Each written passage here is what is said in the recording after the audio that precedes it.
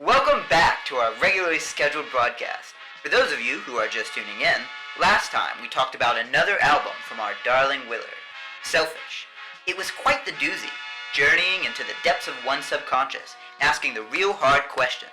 Do our memories make us who we are? How do others perceive us? Am I going to have time to put on that pot of coffee? Quite a few of our viewers wanted to hear more, so today we'll be covering a tasty little gem from 2020. Ladies and gentlemen, it is my privilege today to introduce you to the Normal album. But before we get into all that, here's a word from our sponsors. To take a moment of your time, as I'm sure you've heard, the invasion of Gaza has been ceaseless and devastating. Regardless of your stance on it, I hope we can agree on a better life for children. So if you have a little time or spare coin, I ask that you consider spending it on the Palestine Children's Relief Fund, of which there is a link to in the description.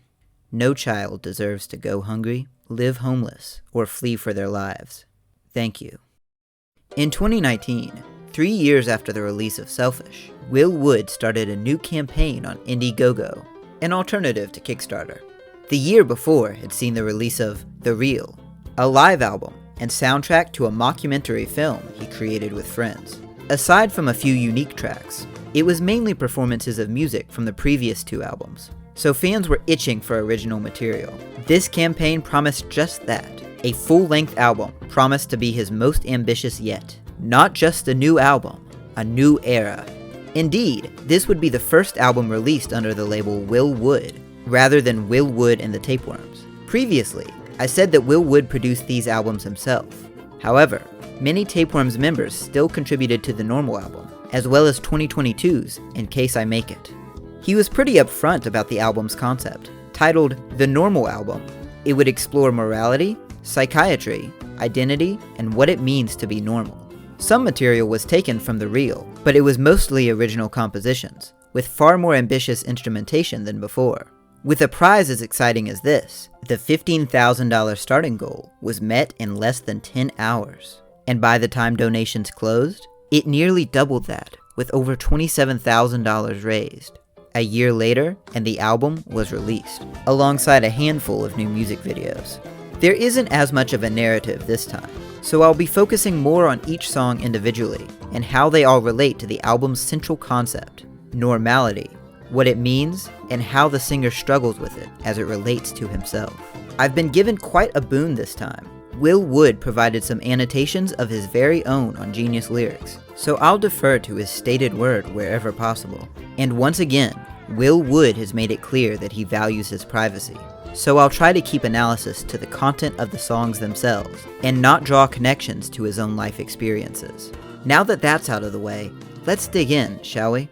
Lipstick on the mirror are the lyrics to my obituary. It's time for the show to begin, everyone.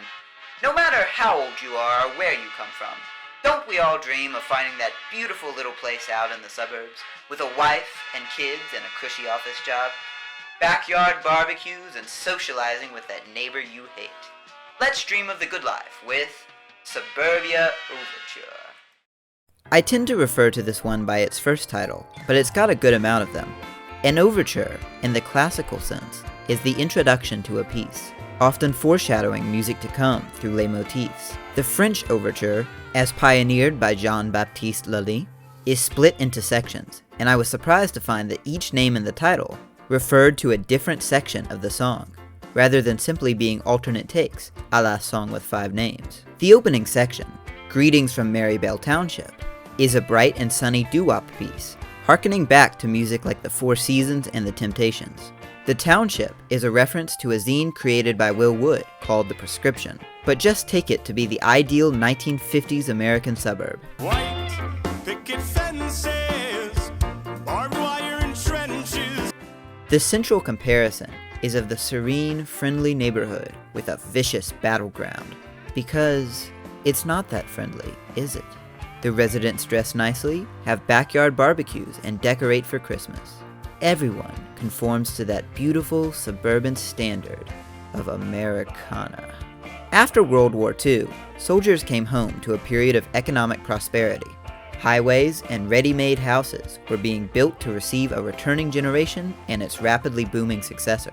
fast food, shopping malls. The American dream was now here, and anyone could attain it. So long as you're the right race and gender, of course. But as people moved from cities to suburbs and started families, a culture of conformity began to emerge. If all your neighbors have a TV, you didn't want to be the odd duck out.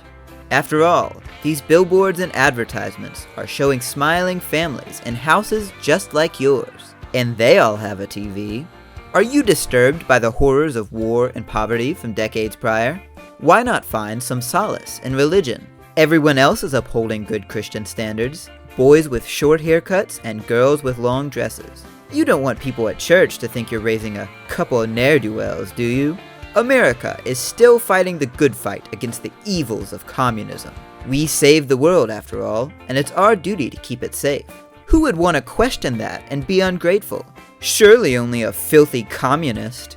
And a neighborhood like yours wouldn't let such unpatriotic drivel take root in their community.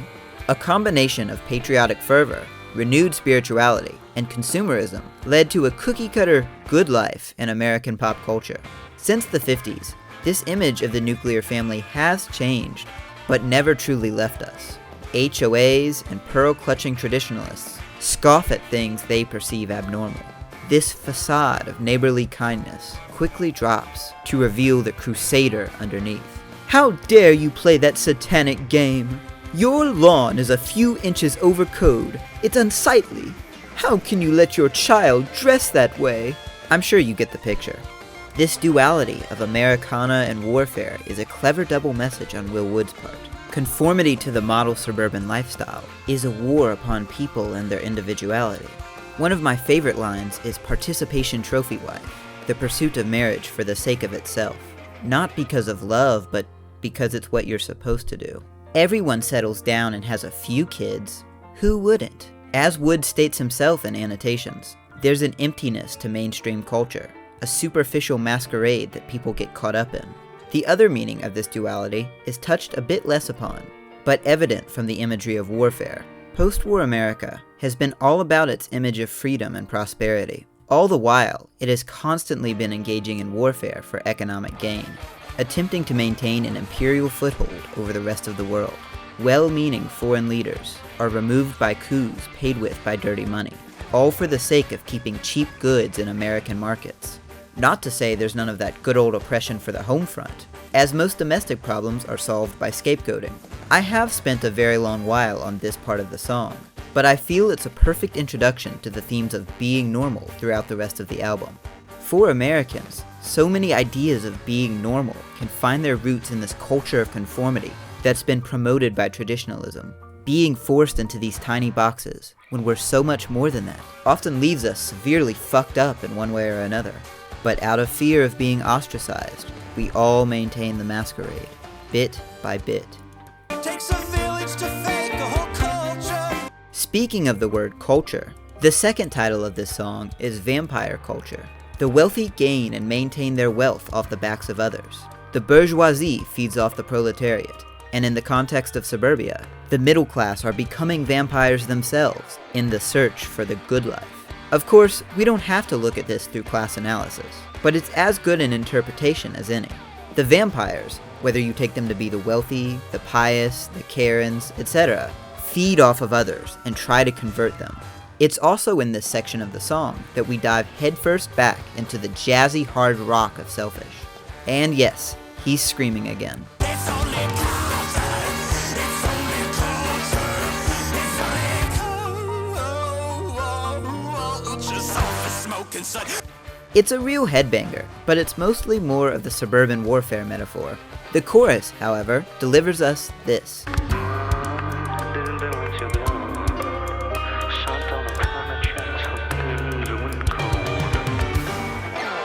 The vampires don't have your best interest in mind. The culture of conformity, the Americana, it doesn't care about you.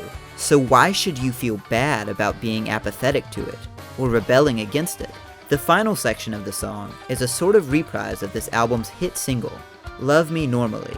However, here it's titled Love Me Normally, the placement of the comma being the key difference. Our narrator is asking us to love him in a normal way, while later, it's more of a signing off. You know how in a letter someone will write, "Love, Rav sucks," or something like that? Yeah, kinda like that. The melody calms down after the bombastic middle section, softly reflecting on the consequences of going against the norm. Going against the grain and catching splinters. Reference is made to the fates of Lot and Job from the Old Testament, both men forced to suffer for the sake of God's will. Life, the world, capitalism, it can put you through the ringer, leaving you irreversibly changed. As parasitic as conformity can be, sometimes you can't help but wish you could forget it all. Return to your childhood when things were simpler.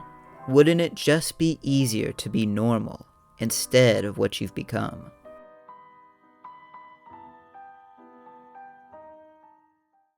What a performance!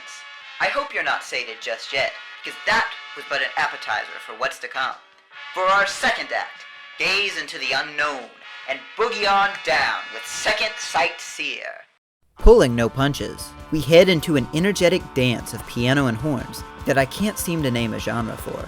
Believe me, I tried. The title, besides giving me flashbacks to a certain webcomic, actually reads Second Sight Seer, seeing visions and gaining a new view of the world. The lyrics fall in line with this, depicting third eyes, speaking in tongues, and being a madman. Usually, I'm too caught up in the jam to pay close attention, because this song is a party. Wood's voice goes up and down and all around, trickles in on verses, and roars out in the chorus. It's one of his more popular titles, fittingly second on Spotify to I Me Myself, thanks in part to a particularly catchy hook in the chorus. I'm just a psycho, babe. Come and go out my mind. I ain't losing, babe. There wasn't much to fight. The singer, let's call him Socrates, lost his mind some time ago. He knows he did, but it's not something he views negatively. Society, that which is deemed to be normal, isn't something to aspire to in his eyes. At least if he's insane, he's free from the brainwashing and conditioning. The previous song compared society's impact on the psyche to the will of God imposing suffering. Not an unjustified comparison, given the conflation of religious fundamentalism with repressive traditionalism. Here, Socrates claims, The devil made me do it, but I also kinda wanted to. if God would have him suffer, if God would have him hide who he is, then maybe the devil would be kinder. The Normal album is hardly a positive view of things, and neither was its predecessor. So even if the Aesop is a bit skewed, it's refreshing to see and hear a song so upbeat. What separates the good from the bad? Are dastardly evildoers really that different from you and me? Find out in Laplace's Angel. Pierre-Simon Laplace proposed that if someone were to know the location and movement of every atom in the universe, they could know where everything had come from and where it would go. Simply put, knowing everything about the present would let one know the past and the future, rather than it being up to chance. The thought experiment has been coined Laplace's demon, and the notion it makes, determinism. This song has a habit of switching the imagery of good and bad, angel and demon. So in this instance, we call it Laplace's Angel. Socrates muses that though we're fragile and often indifferent to our deaths, we're still ultimately afraid of it. It's a determined fate, and yet we'll kick and scream on the way down.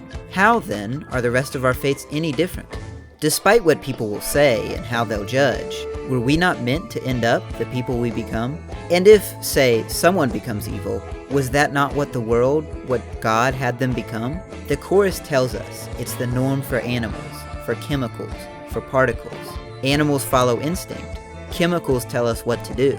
Particles move, as posited by Laplace, deterministically. So why are humans any different? Why are we held to a different standard? If you were in my shoes, you are the same damn miles I know. As we transition into the second verse, Socrates changes the context to reveal that he's done something bad. But from his perspective, those that would judge him are beneath him. We've all got evidence of innocence since everything's coincidence. In his shoes, others would have done the same.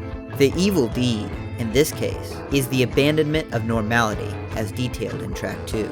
Choosing to say fuck it, to leave behind the expectations and responsibilities of conformity, is seen as a bad thing. But if you lived the life he did, if you had his brain, you wouldn't be so high and mighty, would you? Though what he did was not a crime per se. Criminals, those who deviate from the rules of normal society, are often demonized for their actions. The crime can range from shoplifting to arson to murder, but our level of empathy can vary from person to person. What causes a person to break the law? Is it truly always personal choice, the fault entirely with the criminal? Or is it culture, societal norms that push people to crime? Were those who commit crimes most heinous capable of another life, a better life? Or were they locked into that path by something larger than themselves? Honey was in need of love by those who don't receive it. Not so evil once you get a little fun. Were it not for desperation, or had the accused received the proper care, maybe it would have never turned out this way. But treating mental illness and combating poverty isn't the normal way to do things. And until it is, perhaps some people are just destined to do harm, no matter how much we kick and scream. For those of you in the audience who've been around the gender blender and are feeling a bit dizzy, stop me if you've heard this one before. I, me, myself. As foreshadowed in the overture, this song begins with a doo-wop progression. It's a musical rhythm, technically defined by a 1-6-4-5 chord progression. However, I don't know what that means, so I define it as a song where they say doo-wop.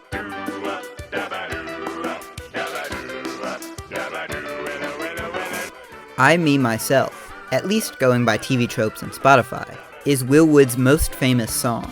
And if you've been in the fanbase, you may know it as one of his most infamous.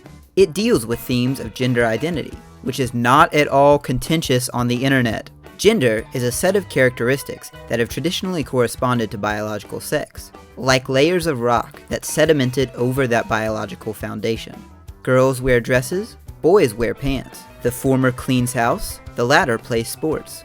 None of it is founded in how your body functions, but rather how you're expected to act from a young age. Many have questioned these notions of conformity and reject them outright. Just because you're born one way or another doesn't mean you must be perceived and expected to fit in a tight box because culture demands it.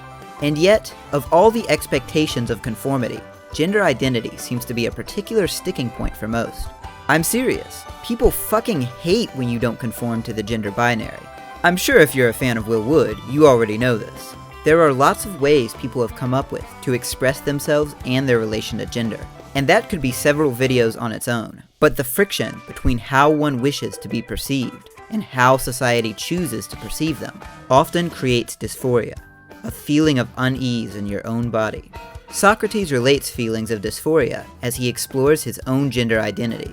Wanting to present as female, he loses weight, whittling himself down in an attempt to feel pretty enough. He wants to be perceived as more feminine, but believes that until he looks feminine enough, he won't be perceived the way he needs. Am I pretty enough to lie to?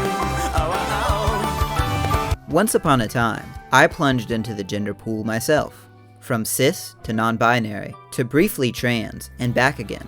Even if I ended up back where I started, I don't regret the journey. But in the throes of it, I felt like my body was too big or small in the wrong places, my face too angular or wide. There was this superficial expectation I had. I wanted to be prettier, to be more desirable. In the second verse, Socrates has reflected and discovered more about himself, and is learning to accept his body, gaining back lost weight. He can still embrace the desire to present in a feminine way without changing his identity, though it's not a decision made without struggle. Bittersweet closure is a theme I'm starting to notice in Will Wood's music. You can heal and move on from your past, but not without scars. There are still some residual feelings of dysphoria, I get dressed up in shadows one leg at a time. and Socrates has to grapple with the undeniable privileges that being male present in America. Nowadays, I'm back to feeling like a man, but I've learned to love myself a bit more because I took the time to question my gender. I used to be afraid that people would judge my actions and interests differently because I was a man. But now, I can't really say I care.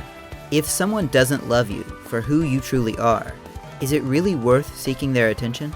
By the end of the song, Socrates chooses a new label for himself: I, me, myself. To help identify themselves, people often choose a set of pronouns they wish to go by. But here, what's important to Socrates is how he sees and knows himself.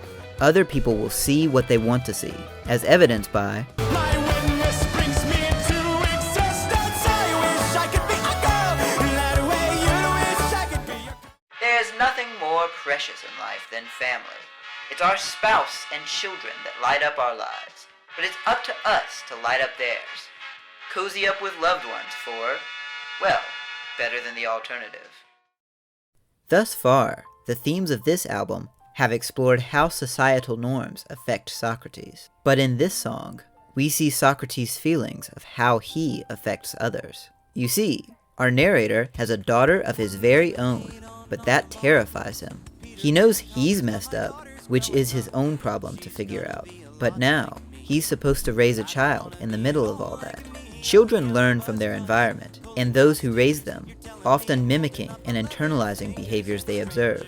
Now, I've never raised a kid myself, but I can tell you, it's really easy to mess one up. Childhood trauma is one of the easiest things in the world to achieve. So much so that you can do it by complete accident. Wood puts it well that being forced to live an entire life without their consent almost always messes them up mentally. Even well-meaning parents can make a kid spoiled, shy, selfish, etc. by doing too much or too little of something in those early critical stages. It's a cyclical thing too, as fucked up kids raise fucked up kids raise fucked up kids. The baggage you gain can follow you into parenthood and influence the way you respond. And yet, having kids is the normal thing to do. We're expected to grow up, get married, have kids, settle down. It's something ingrained more fundamentally than the suburban standard. After all, it's what life generally does. Animals are born, eat, sleep, reproduce, and die, and humans follow suit. Or at least most of us do. But while you can have kids, I don't believe that everyone is equipped to, and the social standard that we should can do more harm than good. On a side note, I love the use of chiptune drums in this track. Pink lemonade on autumn bomber coats. Peter Pan collars, but my daughter's growing up. The chorus of this song is a request from Socrates to daughter, asking her to play along and tell him that he's right for her. Some lines could also be referencing romantic partners that bring up similar feelings, wanting to love and be loved while also feeling that something's wrong with you. The recurring questions Socrates asks are if he's right for you and if he's still pretty. Feelings of inadequacy that aren't great to push onto a daughter. But life goes on, and we don't neatly solve our problems in time. People will continue to have kids despite not being ready, and those kids will deal with the horrifying realization that their parents are just human beings with their own set of flaws. All you can do is your best. But consider using a condom. Apples. Apples. Apples. Ladies and gentlemen, Outliers and Hyppocrates. Despite being called a fun fact about apples, this song opens with a metaphor about them instead. The main title is a play on the term liars and hypocrites. An outlier is a statistical term referring to something outside the usual range of data. Psychologically, it means someone different, strange, or not normal. Hippocrates was a Greek physician, responsible for outdated but important advancements in medicine. The metaphorical apple in this song's intro is likened to people. Bad apples are a common term for outliers, used by people who insist the actions of a few don't reflect on the rest of the group. The apple being eaten from the core to the skin is trauma or mental illness, something that started within before making its way outward through their actions. It's noted that if the bad apples fall far enough from the tree, they won't spoil the eyes. So long as you don't have to see people exhibit abnormal behavior, they won't bother you. This soft, acoustic intro then gives way to strong Spanish guitar and vocals that beautifully flow from one rhyme to the next. Just hear it for yourself. Well, this disease is defined by its treatment. You people make me sick. Balance of imbalance can be as big challenge. If there's such a Seneca's just theoretical. The vocal breaks in each chorus aren't my favorite, nor is the breakdown at the end of the song, but it's got some of the album's best instrumentation. This song and the two succeeding it have a strong focus on modern medicine and psychology. Pills, therapy, and diagnosis are used to try to fix those with mental illness, to try and bring them closer to normality.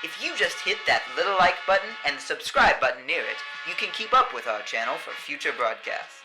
Now, Marsha, thank you for the Dialectics, but I need you to leave. Is our next song. That's the name of the song. I don't know who it is that plays piano on this album, but they're fucking killing it in this one. Not much I can say about this title. Dialectics are a discussion between two ideas, in which either one triumphs or elements of both produce a synthesis. Once again, the subject is mental illness and treatment. A running theme throughout the album has been the subjectivity of truth.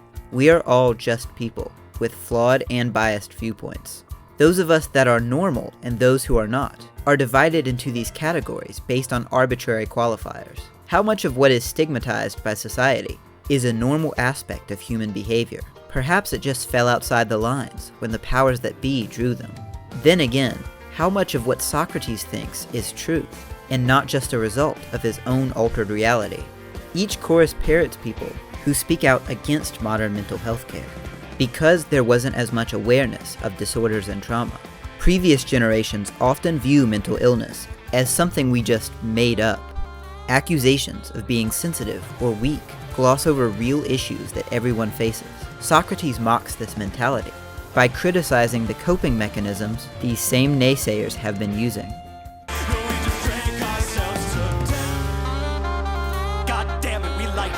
People from those same generations dealt with similar problems, whether they like to admit it or not. There just wasn't a term for it back then, or people were encouraged to hide their true thoughts and feelings. Or, once again, they just threw them in the asylum. On the other hand, the verses and bridge deal with the fine line between mental illness and the self. Neurodiversity is a broad spectrum, and it's a touchy subject how intertwined one's personality is with disorders. Is your anxiety part of you? Does it make you who you are? If you take these pills, is it changing your personality? It's not an easy question for Socrates, who's gone back and forth on whether he's harmful to his loved ones or free from society's shackles. In a world where nothing is for certain, he's not even sure if he's mentally ill, or if these labels and medications are just a safety blanket from his own issues. After all, if you can define your own symptoms, the doctor can diagnose you with whatever, regardless if the help you get is the help you need. There's a brief instrumental interlude with a reprise of BlackBoxWarrior's intro before Wood speaks plainly, directly addressing the album's main theme. Like Selfish before it, the culmination of religious, psychological, and psychedelic introspection inevitably leads to the question, who am I? What makes me who I am? To Socrates, the singer questions if treatment will really compromise his identity, an identity that's not solely our mind or any abnormalities it may have. It's not nature or nurture, not what society tries to force us to be. It's a cobbled together illusion created by electrochemistry bringing our body to life. It's the things we say and do, and how we and others choose to interpret that. All these standards we try to impose upon our human meat puppets just don't work and cause their fair share of grief. It's good to have mental health care to help alleviate the pain many people deal with, but diagnosis can be another box in itself, an attempt to categorize and cure people who don't fall neatly into the social standard. I see your tendency to redefine disease by what you need, and I'm afraid I can't prescribe the diagnosis that you seek. Predating the rest of the album by years, here's a hot single that made the rest of the magic happen. Love Me Normally. I'd argue that Marsha was more of a pivotal song for the themes of the album, but this is the big one. It was glimpsed in the overture, and the name is on the album cover. Of note is that the title is now Love Me Normally, rather than Love Me Normally. An important distinction, now that we've seen what it means to be both normal and deviant. Throughout the song, Socrates insists that he's normal, and that given the choice, he'd rather be normal, though this is clearly a bluff to the listener. BlackBoxWarrior and Marsha both had framing devices of a therapy session, and the music video for this song depicts a talk show interview morphing into a psychiatrist's appointment. While some lines could be Socrates talking to the loved ones he's pushed away, it could also be his attempts to convince a therapist that he's fine. 'Cause a normal human being wouldn't need to pretend to be normal, to be normal. Society is bullshit, but getting away from it can be isolating, and no one is an island. You can't just stay away from other people your whole life. I mean, did you even watch Evangelion? That was like the whole message. Socrates is still afraid of himself, though he knows it may be unfounded, comparing his mental illness to a physical one. Is it courageous or escapist to leave the quarantine when you're contagious? It may just be a cold, and besides I don't wanna get old, yeah.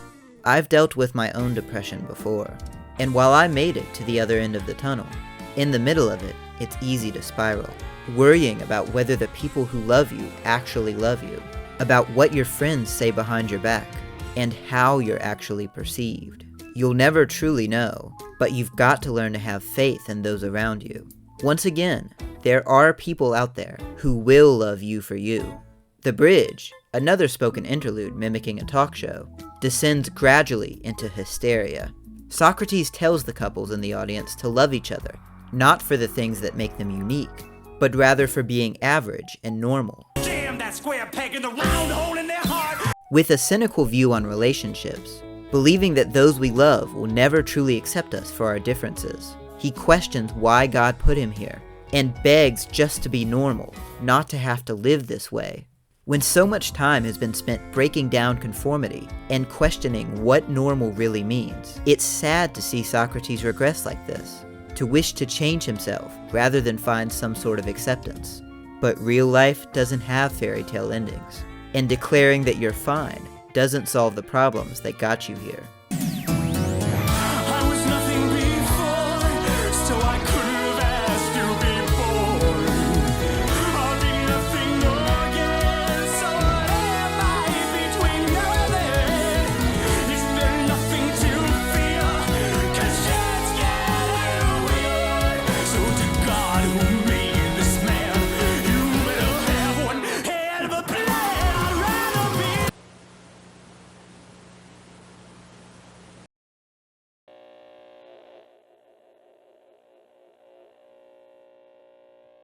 Despite the dour note that track 9 ends on, this album does get a morbid sort of closure. Memento Mori, roughly Latin for remember you will die, is a common subject in art. No matter how long you live, no matter how far you run, no matter who you are, in the end, you will die. Death is impersonal, and it does not discriminate. It comes to everyone in the end. You can choose to fear it or accept it, but you'll have to deal with it regardless. And while it's a fun, jaunty little tune, the biggest line of substance is this. So if you only have one chance, you ought to try your best to live as you like. One day you're going to die. In the end, all this worrying about whether we're normal or living the right way won't matter 100 years down the line. You may think your mistakes will be erected in stone, reflected upon you for eons, but in the end, people will forget you relatively quickly. You can be sad about this, or realize that those weird looks from strangers are fleeting and impermanent. Wear that skirt. Take that leap of faith. Fuck the police. Whether you spend your life trying to fit in and be normal, or take the risk and express yourself, you're going to die anyway. You get one life, and when it's said and done, do you want to spend your final moments wishing you had done more? It's up to you to decide. You all have your own issues, your own concept of normal. And how you cope with that is something you have to figure out. But no matter how badly you fuck up, it's not gonna be forever. Thank you all for watching. I didn't expect to make this video, but like I said, you all really liked Selfish. So I figured I'd give this one a re-listen. Turns out, I really did love it. Though I may need a break after weeks of listening on repeat. As always, leave a comment if you want to share your thoughts, or suggest what I should cover next time. Ciao! I said, come on, yeah, come on, and love me normally. Whoa, whoa, whoa. Come on, and love me normally. Fuck, man.